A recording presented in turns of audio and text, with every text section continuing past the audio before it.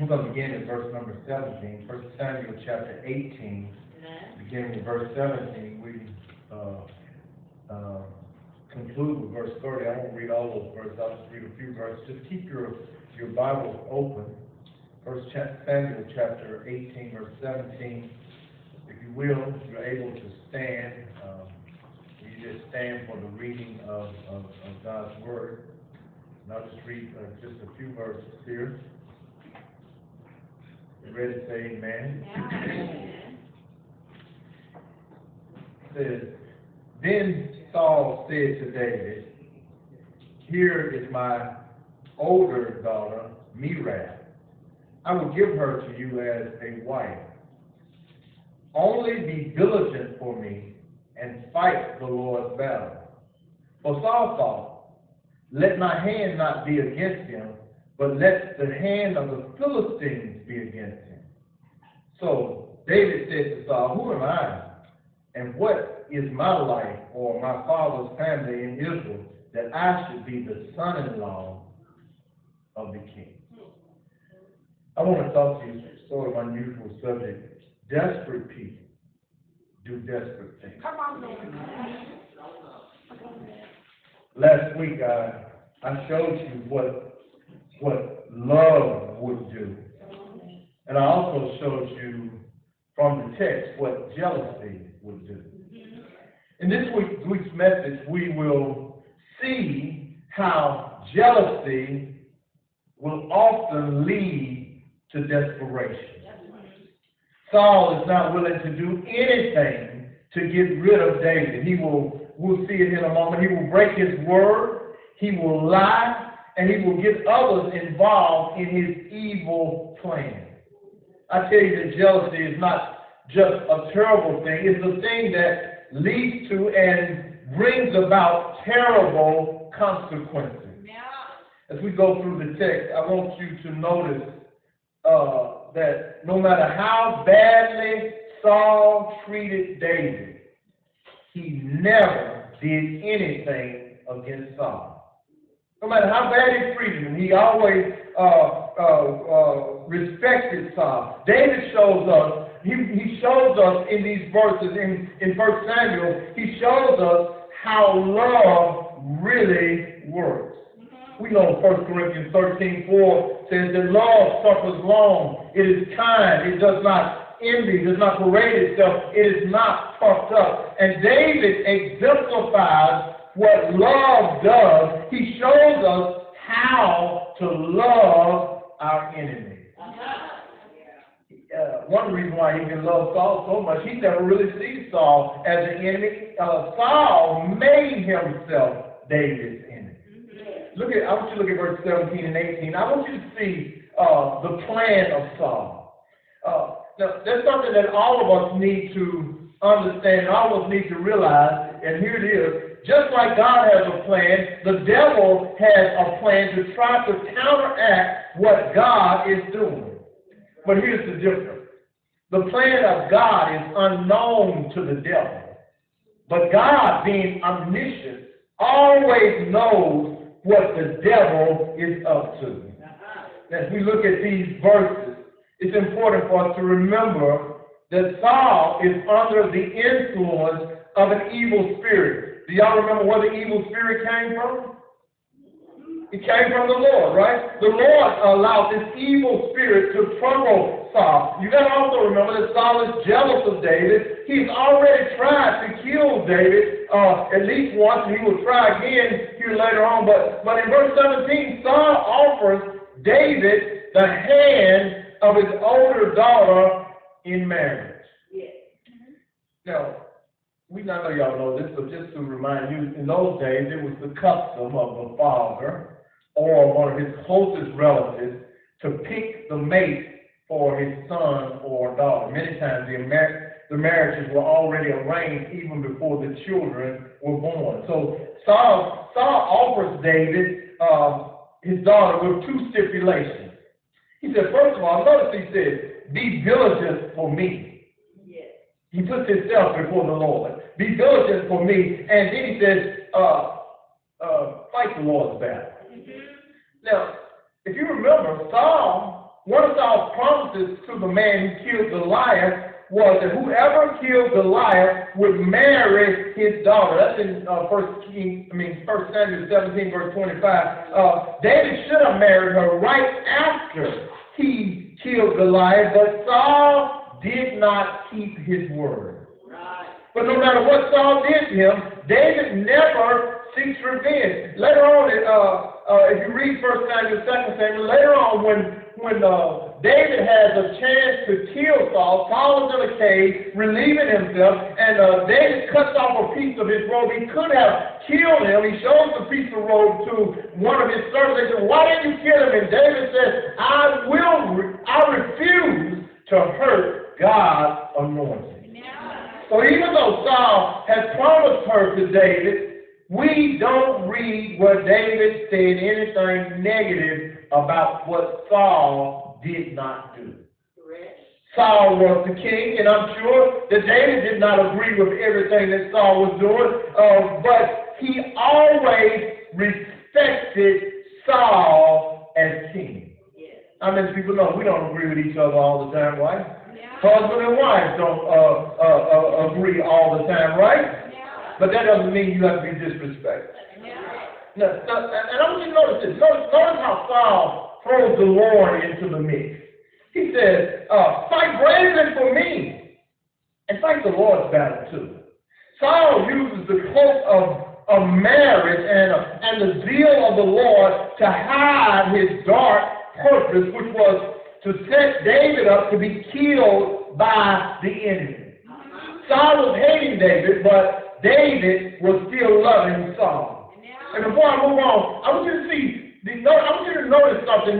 If you go later on, if you read 2 Samuel and you read about how David has Uriah killed, I want you to notice how Saul's plan was very similar to the plan of David when he had Uriah killed in 2 Samuel chapter 11.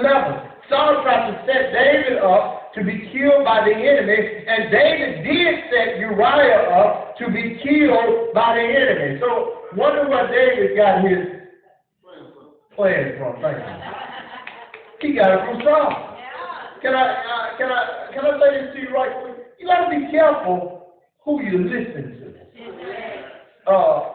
You got to be careful who you hang out with. You might not realize this, and sometimes we don't even realize it's happening, but you know what? Some of that stuff that's on them, if you're not careful, it'll rub off on you. Y'all still with me while I'm here by myself. So Saul has put his plan into motion, but is there anybody glad that the Lord was with David? In the midst of all of his trouble, in the midst of everything that is going on, no matter what Saul tried to do, God was with David. So, and I just want to encourage you this morning, if you are in the Lord's will, if you are on the Lord's side, the enemy will attack you, but can I get a witness? Won't God take care of his own? As a matter of fact, David, later on in his life, he'll make this statement in Psalm chapter 27, verse number 2. He says this about his enemies. He says, when the wicked came against me to eat my flesh, my enemies and foes, they stumbled and fell. Does anybody know that God will take care of his own? Now, so I want you to see the hand of David and the hand of God in the life of David. I've said this to you several times. That God's hand is all over this text. Listen to David in verse 18. Unlike Saul, God has kept David humble. He did not allow what the women said about him to go to his head. See, here's what the devil will do. And sometimes we don't even realize. See, the devil is a slick kind of fellow. He will use people, even those who are in the church, to cause discord. If you will listen to them, if you listen to those people, you will become a Saul if you're not careful.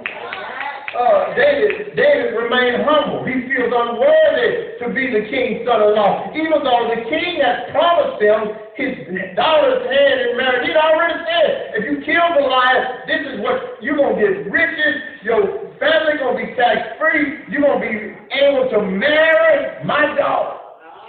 And you're going to be in the king's family. of course, Saul doesn't keep his word. But in verse 19 and 20, when it was time for the wedding to take place, guess what? Saul changed his mind. Gave his daughter to another man. Saul proves once again that he cannot be trusted. He is not a man who keeps his word. So in verse 20, Saul, he has a younger daughter. He finds out that this younger daughter is actually in love with David, and it pleased Saul. He said, well, you know, he didn't get the first girl, but I got this young girl. She loves him. So the evil plan changed a little bit, but the evil intent remained the same. Saul meant David no good. He intended to use his own daughter as a snare to trap David. Can I say this to you? You better beware of the devil's trap. You know, we are in this misconception about the devil being this ugly thing, but how many people know the devil come looking good sometimes? Do I have a witness here? So you got to beware of the devil's trap. Saul is willing to do anything to get rid of David, and even if it means using his own daughter. And you know why? Because desperate people will do some desperate things. So he says in verse 21, you shall be my son-in-law. You know, he's just pretending, right? He's pretending to want David in his family. He's able to lie to David with a straight face, and here's why. He's desperate. He is so desperate that he will use his family members, he'll use his servants, he will lie, because desperate people will do some desperate things. His desperation is fueling his jealousy. He is jealous of David's military victory. He is jealous of his popularity with the women of the town. He is jealous because God is with David and God is not with him. His jealousy, his desperation is fueling his jealousy. Imagine in your mind, every time he sees David, he can't hardly stand and look at him. He hates him just that much. I said, how can you hate a man who has done nothing but try to serve him? Y'all do remember that when Saul goes into one of these fits of rage, when his evil spirit tries to trouble him, nobody can calm him down but who? But David. And I guess it's true sometimes, we all seem to hurt the person that we love, or the person that loves us. In verses 22 through 25, the plot is unfolding. Look at verse 22. Saul says, he gets some of his servants into the plan. He actually commands them to convince David that being the king's son-in-law is a good thing. So they lie to David, saying, the king really likes you, and his servants really love you. But that was a lie, wasn't it? Because we thought that Saul hated David. Tell me you love somebody and you throwing a spear trying to kill him. I'm going to tell you what, if you love me like that, I would rather you not love me.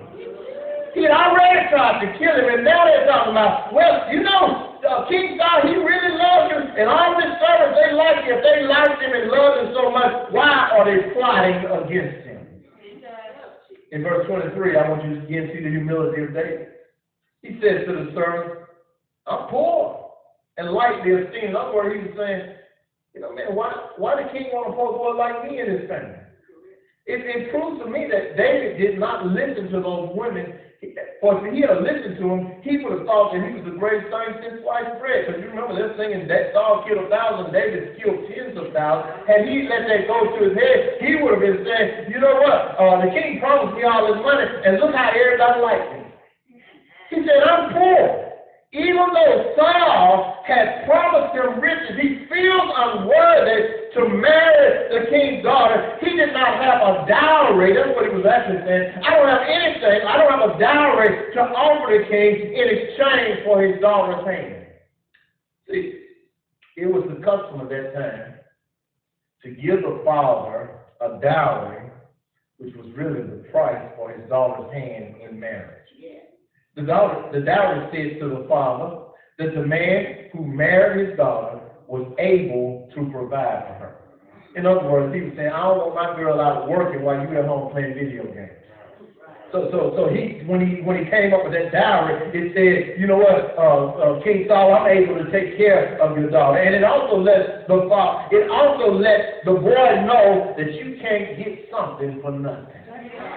So the servant told Saul, David don't have a dowry, he don't have no money, but Saul was determined to see David dead. So he says to the servant, tell him I don't need a dowry.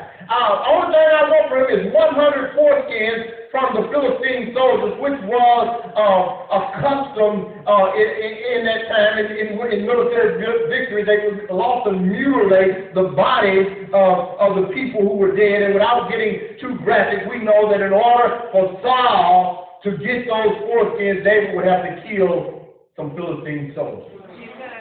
Saul, here's what he was thinking. He was thinking, well, you know what? Surely, if he tries to kill one of them, or 100, surely one of them is going to kill him. And I'm going to be through with this boy, David. I'm not going to worry about him anymore. That was Saul's plan. But can I tell you something? Every time the devil has a plan, is there anybody that knows that God has got a better plan? You all have a witness here. God is always one step ahead of the devil's plan. So Saul's plan to kill David, but God's plan to make David king. Listen to me, and I want y'all to listen well. There is nothing, and I mean nothing, that can stop the plan of God in your life. If you are one of God's children, there is nothing the devil can do. There is nothing that your employer can do. There is nothing your family can do. There is nothing your enemies can do. Nobody can stop the plan of God in your life. Can I just say to you this morning, if the devil is on your track and you are in the will of God, don't worry about the devil. He can't stop you. He may try to block you, but he cannot stop the plan of God in your life. So let's find out something about God. If God brings you up, he says, can I get a witness? Can't nobody bring you down. And before I move on, I want you to notice the similarity in what Saul did and what David will do later as he has Uriah killed. Saul will not take no for an answer. You all see that in the text? Saul, he's not going to take no for an answer. No matter what David says, he's saying, this boy's going to be my son-in-law. And David did not take no for an answer when it came to Uriah. I mention that again so that all of us will know that none of us are above or fallen. Y'all do know that David is a man after God's own heart, right? Y'all do know that God anointed David to be the next king of Israel. But can I tell you something? Nobody is above or fallen. 1 Corinthians chapter 10, verse 12 says, therefore let him who thinks he stands take heed lest he fall. David, a man after God's own heart. But guess what? David will fall at the hands of a woman. I ain't gonna go there. I'm not throwing salt on you ladies either, because you know what? Nobody is above or fall. Can I help y'all? What might make you fall may not make me fall. And what might make me fall may not. You may be able to jump over that like somebody jumping over high hurdles and not even bother you. So, but here's what you got to understand: the devil is always watching you. And he's not watching you first. He got some of his little imps. They're watching you, and the devil will look at you. He don't know everything about you like God does, but the devil will watch you, and he will see and observe the things that cause you trouble in your life. And you know what the devil will do? The devil will keep putting that stuff in front of you every chance you get. So y'all with me this morning? Nobody is above or fall. But I'm glad, is there anybody glad, verse 26, that God was looking out for David, and guess what? God is looking out for you. You in his will, God is looking out for you. David has been fooled by Saul's word. He was pleased that he was willing to become the king's son-in-law. Saul has pulled the wool over David's eyes. Here's what you got to remember, that even though David behaved wisely, David was still a young man. He's still a young man. He doesn't have the life experience that Saul has, right? Can I just say something to you? You know what? It doesn't wrong with listening to old people. I found out something about old people as I've gotten old. You don't get to be old by being a fool. Do I have a witness here? It's all right to listen to old people. Maybe, you know what, we may not know how to do Twitter. We may not know about all of the technology. But I'm telling you, I know something that older people know some stuff about life that you have not, that you don't know. You know why? Because you haven't lived it yet. See, a lot of the things that younger people are going through, guess what? You might not know it. I've already been there. We've already been there. We've been there, got the T-shirt and the bottle cap for. So David said the Lord. David did not know. And I know because I've been there myself. When I was 18, 19 years old, I thought I knew everything. I thought I knew more than Mama and Daddy put together. I thought I knew everything. But I'm here to tell you this morning from experience that we don't know everything. I'm 63 and I'm still a learner. That's what tells me all the time. Keep listening. So, David wanted to please Saul. He felt honored. The king wants me to be his son-in-law. And the reason why I mention that is to warn you. You can't believe everything you hear. Before you believe something, there's something that somebody says to you. Here's the first thing you got to do. Consider the source. These words have come from a man who already tried to kill him, a man who was troubled by an evil spirit, a man who had already lied to him when he promised him his oldest daughter's hand in marriage, and then he turned around and gave her to somebody else. David was fooled, but God was looking out for David. He would not allow Saul to stop his plan from coming to pass. And unlike Saul, David kept his word. You know what? When you live a godly life, can I help y'all along? The Lord is looking out for you. We don't realize it sometimes. I used to complain about different things. I'm at home and I get the wrong key, or I come downstairs, I don't have the key, or I left my glasses, or whatever, I didn't have my sandwich, or whatever. I would complain. But I found out that the Lord is looking out for me. So sometimes I have left a little later, and I'll get up the road, and there's a car off the side of the road, and I'm thinking, you know what, that could have been me. So you know what, I've learned not to complain about what's going on in my life, because I realize that the Lord is watching out for me.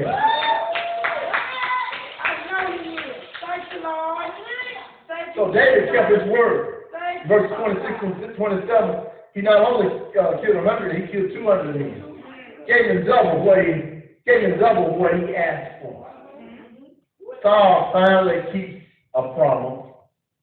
He don't do it because he loves David, but he does it, I guess, because Michal, or you can pronounce that word several ways. It's actually Michael, but Michal, or if you want to be fancy. He knew that she loved his daughter, young daughter, loved David. So Saul said, "Okay, I'm gonna let y'all get married." Everything that Saul has tried so far has not worked. And in verse 28, we see once again that Saul knew that the Lord was with David. I'm trying to figure this out. Maybe y'all can help me. It seems to me that since he knew that the Lord was with David, it seems like maybe he would have stopped fighting against David. It seems to me that Saul should have realized that, you know what? The Lord is with David, and if I'm fighting against David, guess what? I'm fighting against the Lord. That's what the enemy does not realize. That's what people don't realize. When they're fighting against one of God's children, guess what? They're fighting against the Lord himself. Can I get a witness here? You parents will know this. Somebody mess with one of your children, guess what? If they ain't careful, they're going to mess with you too. Is that right? Don't act like y'all, don't get all sanctified now. Y'all know that we'll stand up for our children, right? I don't care if they're 45, we'll stand up for our children. You know what? The those are our children, and when the devil, and when the enemy, and when people are fighting against the child of God, guess what? You're fighting against God, and I'm telling you, you don't want to fall into the hands of an angry God. He should have realized that he could not win.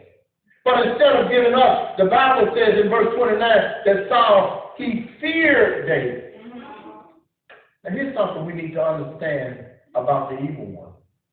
He knows that he cannot defeat God. Matter of fact, he's really afraid of God. But his fear, watch this, has not stopped him from spreading his evil message.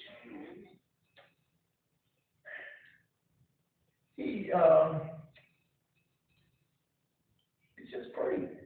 It's crazy how the enemy works. The devil knows more about God than we do. That's right. He ought to be more afraid than anybody. Yeah. But he keeps doing his evil work. Yeah. As a matter of fact, it's the one who is afraid that will sometimes cause you the most harm. You better beware of the person who's afraid. For that person will do whatever it takes to take care of themselves. They might be the ones that will hurt you the most. I discovered that trying to scare people will not only will only make them scared for just a little while, but here's what, when you try to scare people, here's what it does. It makes them more desperate. Listen, if someone is afraid of you, I'm going to tell you something, you probably ought to be afraid of them too. Because a person who is afraid will do whatever it takes to survive. So that's what Saul is doing. Saul is doing everything that he can to remain king. You know why? Because he's scared of David. He's afraid. So he said, I'll kill him, I'll lie, I'll use my daughter, I'll use my servants, I'll do whatever it takes. I'm desperate. I got to get rid of this man David. He does all of this because he's afraid of him. Yes. You better be careful about people who you think scared of you. And they be wanting to grab something and push you upside the head. It's one of the things that just keeps amazing me about Saul, found in verse 28 and 29. He knows that the Lord is with David. He knows that his daughter loves David. But he still decides, I'm going to make David my enemy. Yeah. I don't know about you, but any man with the credentials that David had is not somebody I want to be my enemy. Any man that can kill a 9-foot-tall giant with a slingshot, I want him on my side. I don't want that guy to be an enemy. Any man that I can look at that man and say, you know what? He's not just a regular old guy. The Lord is with him. I want that guy on my team. Is there anybody in here with me? So in verse 30, we see that through all of David's troubles with Saul, God was still at work. Listen to me. Just because you got some trouble in your life, don't mean that God is not working. We know that God sometimes will use trials, the trials of this life, to move us to the next level. Sometimes, be honest, it takes trouble to move us from where we are to where God wants us to be. Sometimes, be honest, if it wasn't for trouble sometimes, some people would never break. You are a witness. If we didn't have some problems in our life, some of us would never get on our face before God and call upon his name. Is there anybody who will just be honest with me for a moment? Sometimes it takes some trouble in our life to get us to where God wants us to be. And if David does not fight Goliath, guess what David will be at? He's still out there tending those sheep. If Saul does not become jealous of David, guess what? David never becomes the great military leader that he is. He would never have gained the favor of the people. It is the trouble that God allowed in David's life that has propelled David from tending sheep to the king's palace. Do I have a witness here? All of the trouble that happens is meant not to bring you down. Sometimes God will use trouble to bring you up. Saul has made David his enemy, but it still does not change the plan of God. Here's what was going on. Saul was plotting. And while he was plotting to kill David, David was behaving wisely, and he and his men were out defeating the army of the Philistines. Saul was trying to set David up to be killed. Guess what David doing? David was being highly esteemed by the servants of Saul. Listen, I don't know what you are going through. It could be sickness. It could be marital problems. It could be financial problems. It really, I don't know what it is. It really don't matter. But here's what you need to know: God is able to turn it around. Do y'all believe that? I said God is able to turn it around. And y'all might not believe this, but I'm running in. I'm coming on in now. Have you ever noticed how God always seems to use what appear to be bad things in the lives of His people to bless them? Yeah. Have you ever noticed that? How God will take a seemingly bad situation and use a bad situation to bless His people. I was sitting at my desk Thursday night and I started to think about how God used adversity in the life of David, in the life of Joseph, to bring about a happy ending, not just for Joseph, but for the world. See, with all that Joseph's brothers did, what did they do? Well, first thing they do, they threw him in a pit. Put some blood on his favorite coat up, put blood on him, went and lied to their daddy and told their daddy, hey, Joseph has been killed by some wild animal. Man, I'll tell you what, if they had been alive today, they would have been on the Jerry Springer show. Man, you think they didn't have no craziness back in the Bible? This is crazy. And then, after that, they pull that brother out of the pit, and guess what they do? They sell him into slavery. Man, anybody that will look at Joseph, they will be saying, I wonder what he did. He's just getting what he deserves. Look at what's going on in his life. Joseph gets down to Egypt, and Potiphar buys him, and he's a slave in Potiphar's house. Potiphar sees that the Lord is with him, and Potiphar puts him in charge of everything. And everything is seemingly is going good. Isn't that the way it is sometimes? When things are going good, guess who will step in? The devil will always step in. And Mrs. Potiphar started looking at him and said, man, he surely is fine. He's a good-looking young man. And she tries to molest him. And when he rejected her, guess what? She lied on him. And Potiphar has him thrown in jail. He's in jail. He has done nothing wrong. His brother stole him. He didn't do nothing wrong. He worked in Potiphar's house. Became a good servant. Now he's in jail. He's in jail and he meets the butler and the baker. And all he says, when you get out of jail, I think it's Mr. Butler, when you get out of jail, just don't forget about me. What he's saying is, put a good word in the Pharaoh. Well, guess what? 3 years go by. He's still in the king's prison. But what I love about Joseph, here's how God uses adversity. Joseph realizes in the end, when his brothers stand before him, scared to death, scared Joseph's going to have him killed, he says, you meant it for evil.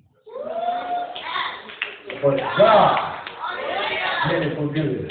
I'm trying to get y'all to see how God can take adversity and turn it around in your life. You were trying to hurt me, but guess what? God was working in the background and He was building me up. The trials that Joseph went through didn't only just save his family. Guess what? It saved a future generation. Y'all do know that Jesus Christ came down through 40 and 2 generations. Y'all do know that he was a descendant of Joseph. Y'all do know that prior to Joseph going to Egypt, that there were no Israelites in Egypt. had Joseph not gone these, y'all know this, all of them would have starved to death. The 12 tribes would never have been 12 tribes, but God takes adversity and he turns it around and uses it for his glory. And I said all of that to encourage you, for if you are in the will of God, know that God is working in your favor. Do y'all believe that this morning? That God is working in your favor. Romans 8:28 says that we know. Well, what do we know? We know that all things work together for the good of those who love the Lord, who are called according to his purpose. We know that. So God is working in our favor. And if you are saved and you have gotten out of the path of righteousness, know this: God can use adversity to bring you back. Well, how do I know that? Because I heard him say that I only chastise people that I love. He uses trials not to hurt us. God will use trials to restore us. Has anybody been through some stuff? You know what? Can anybody just be honest? The things that we went through younger and maybe going through now, be honest. Many times those things have made us strong. I thought I got happy last week. I thought I was thinking about this old song that they sung, "If I Never Had a Problem." How would I know that God could solve it? Then I thought, I thank God for my mountains. Thank God for my battles. I thank him for all the things he brought me through. If you've never been through anything, how would you know that God can bring you out? I close with this. On Wednesday, we were talking about being thankful for all that God is doing and all that God has done in our life. God has been good to us. Check your skin, you're still black. God's been good to you. Yes, he brought us, our ancestors, and brought us from being slaves. Set us up in some high places. God has been good to us. But you know what? Again, God has done a lot of great things. But you know what I told the class that I am most thankful for? I'm most thankful for salvation. So, because all the material things we got, guess what? We can lose them at the drop of a pin. But if you got salvation, you got it, you can't lose it, the devil can't take it away from you. God said, what if the Father gave me, nobody is able to snatch them out of my hand. I can't lose it. I can lose my house. You can pay for it. Have it paid for. Don't pay taxes for a few years, and the city will take it back from you. Do I have a witness here? You can lose your car, miss 3 payments, and it's gone. But salvation, it has already been paid for. Jesus paid it all on a hill called Calvary. We can't lose it. I'm thankful that God saved me. Are you thankful? I'm thankful that he saved me. You know why? Because he didn't have to do it. And these people are the misconception. Well, when I get through doing this, and when I get through doing that, and when I just get through this, I'm going to come to Jesus. Jesus says in the book of John, no man can come to the Father except he is drawn. You can't just come walking up to Jesus wherever you get ready. He draws us to himself. I'm thankful that he chose me. He chose me not because I was good. I was not good. Filthy rag in his sight. But if there anybody right, he chose us anyhow. I know what he did. You know what he did. He didn't leave us like that. He cleaned us up. Matter of fact, he washed us. Made us whiter than snow. And you might not know this, but you know where we are right now? We're in God's washing machine. He's working on us every day of our life.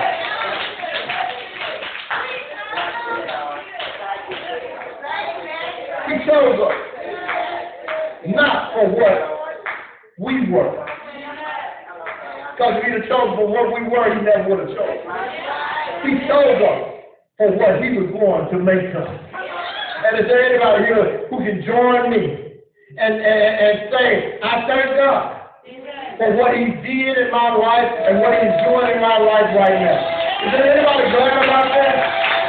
Oh man, we don't have to, we don't have to have a whole lot of this or a whole lot of that. I just thank God, you know what, when I'm done with the trouble in this world, I got this, man, I got this in writing. I got it from God. I got it in writing. I'm going home to be with him.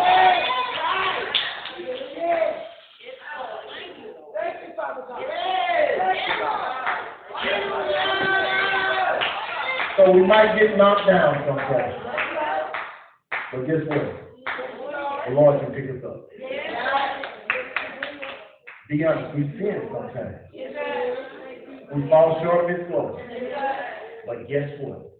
The Lord can restore. If you confess your sins, he is faithful and just to forgive us of your sins, cleanse you from all unrighteousness. That's what saved people do. Saved people don't run around with just unconfessed sin in their life. You know what unconfessed sin in your life? I'm gonna tell you what it's like. It's like having a sore on your hand, and every time it starts to scab over, you pull it off. And guess what? After a while, it starts to get infected. Do I have a witness here? And when that sore on your hand gets infected, if you don't get the right treatment, guess what? It starts to spread to other parts of your body. And that's what unconfessed sin does in our life. When we allow it to start to infect the other parts of our body, and before you know it, we ain't thinking right. Before you know it, we're looking down our nose at other people, acting like we're better than them. And before we know it, we're not just not coming to church, we don't even think about church. That's right. Come on now. Come on, In fact, I like virtual church. And we do record our messages. I put them on YouTube and all that stuff. But can I tell you something? That's not for folks that are able to come.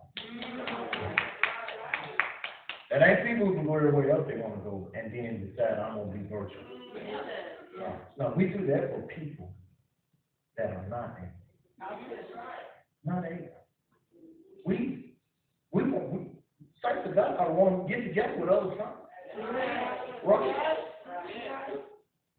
Hebrews 10:29. Don't forsake it.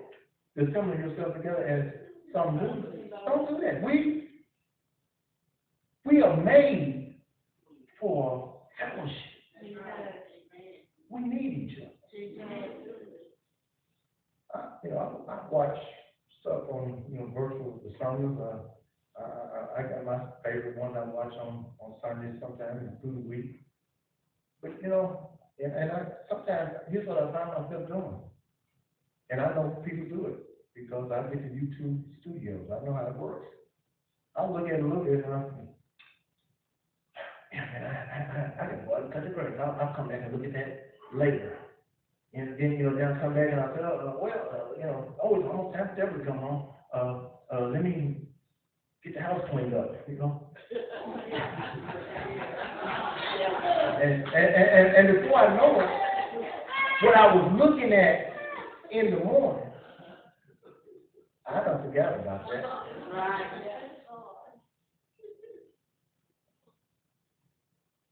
We need all of it when we can get it.